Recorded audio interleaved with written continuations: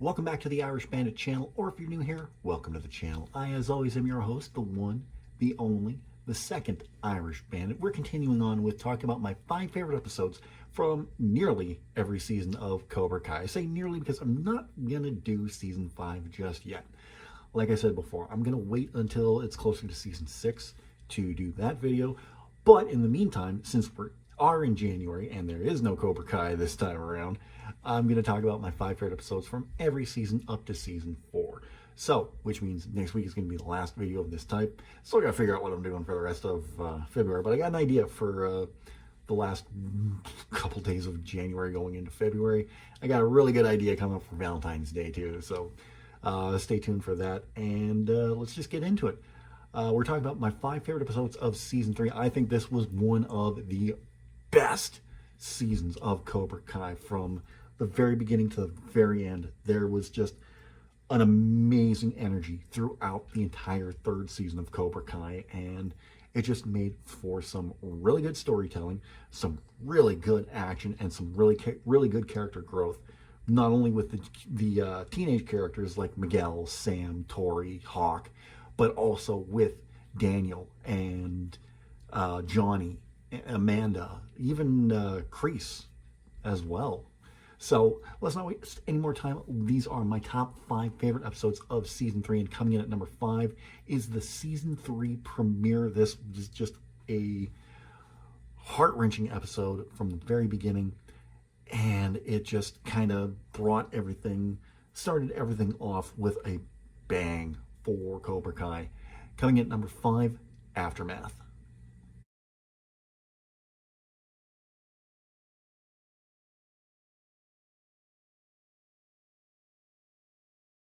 Aftermath takes place not too long after the events of No Mercy. Miguel is still in the hospital. Robbie is on the run. Sam has been suspended from school for her participation in the fight. Tori has been expelled from school. Johnny has been not kicked out, but he's been excommunicated from Cobra Kai because of underhanded wheelings and dealings by Kreese. So now Johnny is just a shell of himself after he built himself up the first 2 seasons. So we come into season 3, Johnny's a broken man. Daniel is contemplating shutting down Miyagi-Do. So you have all these different elements going into play with this season. How is Miguel going to come out of his coma? Is he ever going to walk again? What's going to happen with Robbie? What's going to happen with Sam? What's going to happen with Tori? It was all just done so well in this episode, and everybody just gave it their all. I especially love Johnny when we see him. He's at a sports bar, just drunk off his ass, and he gets in a fight with 2 guys. He does good for a little while, but then, he's too drunk to fight at this point and is eventually arrested for trying to beat up these 2 guys. So William Zabka just had a hell of a season 3.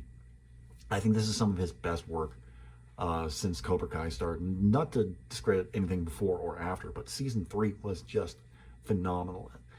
So Aftermath, great episode, and a great way to kick off the season. We're jumping ahead a couple episodes, and it's kind of funny with how I position these next 2 episodes, because the episode I have at number 4 comes after the episode I have at number 3. But they're both great episodes, and we're going to start with this one first. This is just an epic episode, a return of an old foe for Daniel while he's in Okinawa. Coming in at number 4, Miyagi-Do.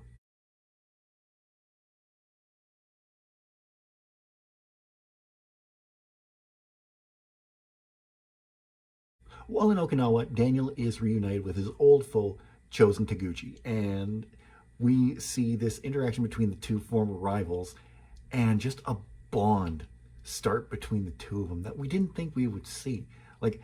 It's like the bond between Johnny and Daniel we see in later seasons. We'll get to that come season 4.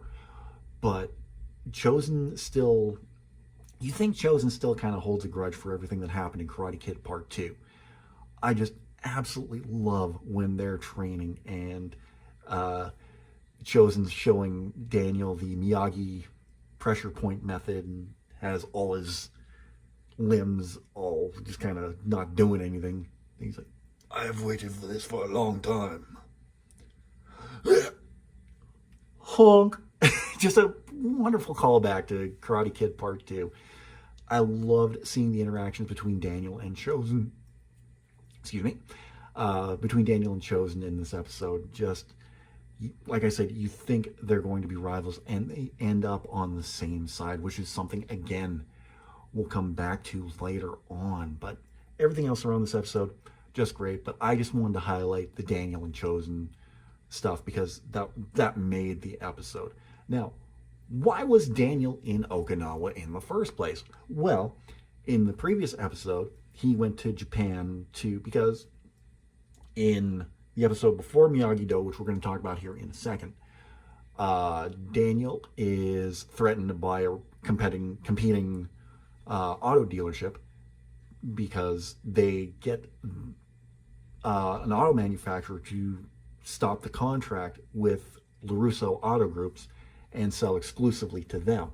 But Daniel goes to Japan to kind of work that around. But when it doesn't go to his favor, he's kind of dejected and realizes, hey, maybe I should go back to Okinawa for a little while. And that's exactly what he does. Coming in at number 3, The Right Path.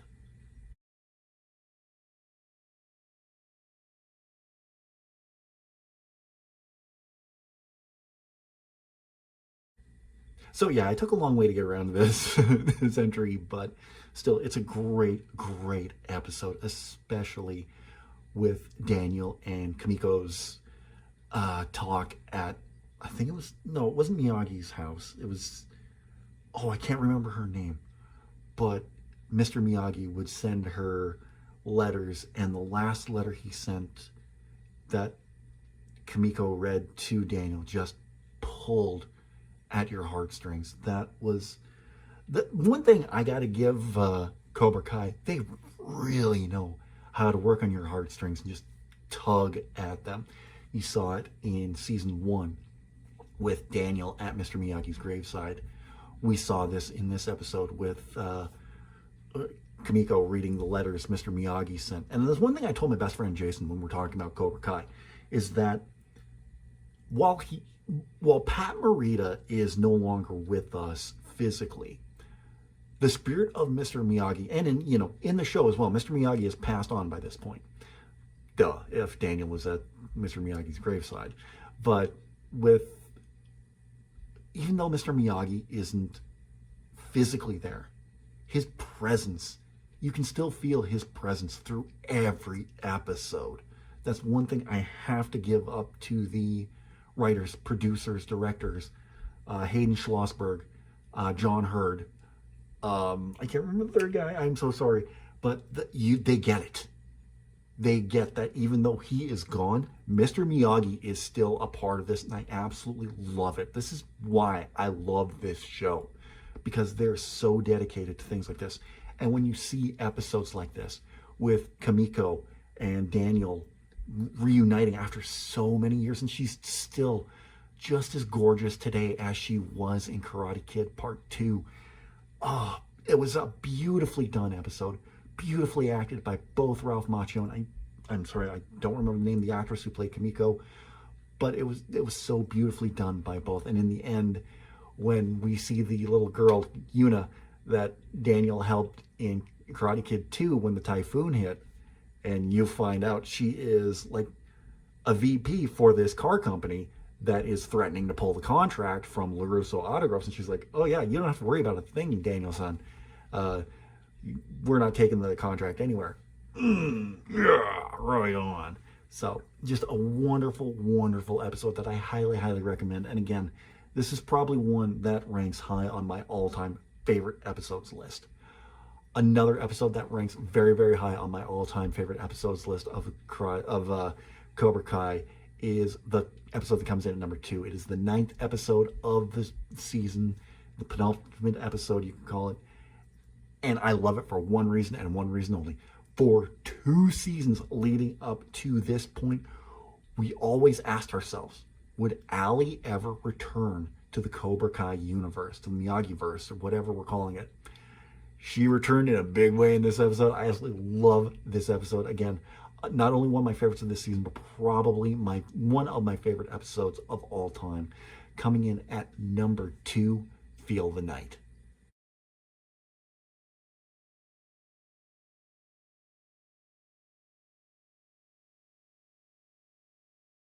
Seeing the reunion between Johnny and Daniel is something we have wanted, I say we, I mean I've wanted, since Cobra Kai started. It was so great seeing Elizabeth Shue back as Allie Mills after so many years. She wasn't in any of the sequels to The Karate Kid. She wasn't in 2, 3, next Karate Kid. But, you know, she made a memorable impact in the first Karate Kid movie, and she made a memorable impact here, reuniting with Johnny, getting together with him, just having fun, which is something she needed given what was going on in her life at the time, going through a separation from her husband, and just trying to spend the holidays in California with her mother, with her family. Never said anything about her father dying, but whatever. But yeah, the interaction between Johnny and Allie was just, it's like they never skipped a beat from the Karate Kid, you know, when they were younger. Just seeing it on their faces, it was something they both needed. The characters needed, you know. William Sapka and Elizabeth Shue have amazing chemistry. And Elizabeth Shue and Ralph Macchio have great chemistry as well. You can't deny that. But to see Johnny and Allie back together again was just amazing, because it's something Johnny needed. Allie needed it too, but Johnny needed it most. And we especially see that in the next episode, which we'll talk about here in a second. Little hint for what's number 1. But yeah, everyone did just awesome in this episode. I loved the ending when they're at the Encino Hills Country Club, when when Daniel sees Allie again. Oh, you gotta be shitting me. Wearing the white suit. Oh, he looks so good. I love that when we go into the next episode where he's like, hey, watch it. I'm wearing a white suit here, because it's kind of a little callback to Karate Kid, when Daniel's sneaking through the kitchen and he gets spaghetti all over his white suit. So really well done. I love this episode. Again, this is another one of the episodes where I believe it's one of my top favorite episodes. Not just my favorite episode of this season, but my favorite episode overall. Now, let's talk about my favorite episode of this season. And this keeps up the tradition of the last 2 episodes, where the final episode is my favorite episode. And this episode was just a hard-hitting episode. Everything going on with it. And this is, honestly and truthfully, this is probably my overall favorite episode of every season. But let's talk about my number 1 favorite episode from season 3, December 19.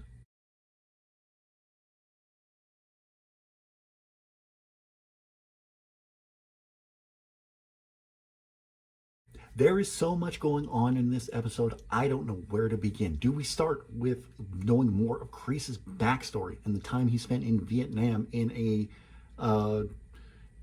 Vietnam internment camp? Do we talk about Daniel and Amanda and Johnny and Allie all talking about what happened between them as kids? Or do we talk about the fight at the LaRusso house? Let's start with that one. So, while all this is going on with Daniel, Amanda, Allie, and Johnny at the country club, reminiscing, talking, kind of trying to make peace, at the LaRusso house, you have kids from not Cobra Kai, well, eventually, but you have kids from the Miyagi-Do dojo and the Eagle Fang dojo. Oh yeah, since Johnny has been kicked out of Cobra Kai thanks to Kreese, he started a new dojo called Cobra Fang, which is epic as all hell. So they kind of have trying to put everything behind them from when the Eagle Fang, I keep calling it Cobra Fang, Eagle Fang dojo were a part of Cobra Kai, and they just kind of went to Eagle Fang, like Miguel, who else?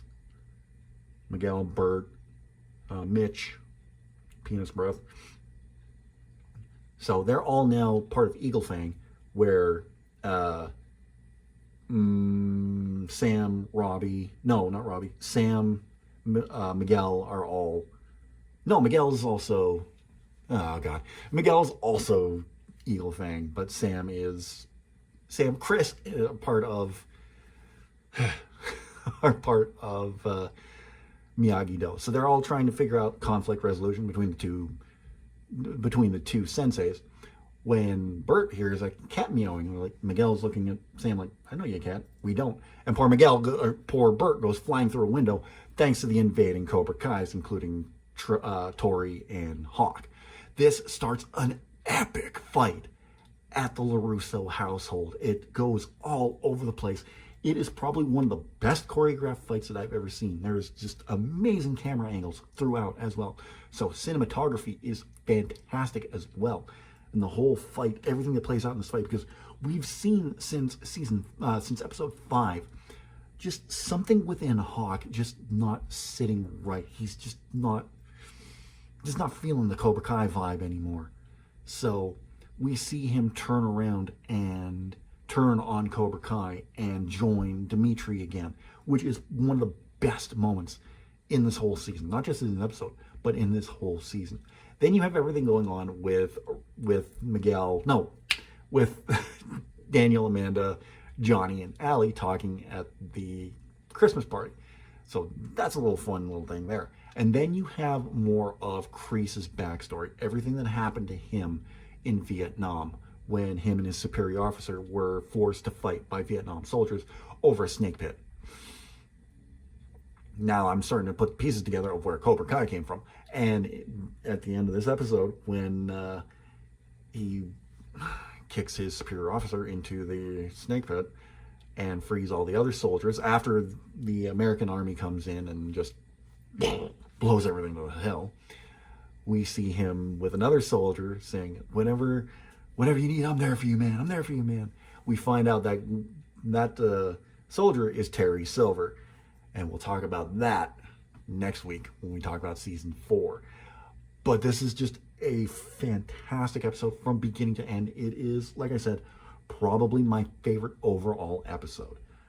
Everything, the cinematography, the choreography, the acting, Kreese's backstory, everything that happens with Daniel. Daniel and Johnny start to respect each other and get on the same page here, because you see this during the dinner scene at the country club where everything's come to an end. Everybody's like, "Oh, it's good seeing you again." And you see Daniel just go, "Merry Christmas, Johnny. Merry Christmas, LaRusso." Daniel. That is a sign of respect, because for 3 seasons leading up to this, he never called him Daniel. He always called him LaRusso. You never called him by his first name. So Johnny was starting to get a little bit of respect for Daniel. And then at the end, the fight between Johnny and Kreese is, I'm gonna have to go back and watch this episode because it's fantastic. And then Johnny and Daniel fighting side by side. Loved it. And yeah, not only my favorite episode of season 3, but my favorite episode overall. It's just wonderful. But what did you think of season 3, and what was your favorite episode? Let me know in the comment section down below. I'd really love to read your thoughts on this one. While you're down there, don't forget to give this video a big thumbs up. I'd really appreciate that. In the description, you're going to see a link to all the ways you can help support this channel. You can follow me on Facebook, Twitter, Instagram, Snapchat, TikTok, and Reddit. You'll also see ways you can support this channel by checking out my Irish Bandit shop on redbubble.com to get all your Irish Bandit merchandise. You can pick up your copy of my very first novel, Shade Falling, on Amazon. You can either get that through Kindle e-reader or on paperback. And you can buy me a coffee, where right now I have a goal set where I want to get some new sweet Elgato gear just to kind of spruce up everything, make everything look better. You can help out with that by donating the link below. If you can, great. If you can't, that's fine too. If you're new to the channel, don't forget to subscribe. And if you're already subscribed, tap the bell and you'll be notified whenever a brand new video goes live. I will be back tomorrow with more BioShock gameplay. And then on Thursday, I'm doing something that I haven't done in a long time because, COPPA and everything. But I'm reviewing a new figure that I just picked up recently. I'm reviewing the AEW Cody Rhodes Supreme figure What's significant about this is that it is one of the last figures Jazzwares produced of Cody Rhodes before he left AEW and went back to WWE. So we're going to be taking a look at that, but just to tell you right off the bat, love the figure, but I'll tell you more about that on Thursday. And then on Friday, it's the last episode for a while for Final Fantasy VIII Remastered, and then next Friday, we're going into Final Fantasy VII Remake. I just wait till you see the video on that one. It's so good. Anyway, have a great rest of the week, and I will talk to you again tomorrow for more BioShock. Until then, take care.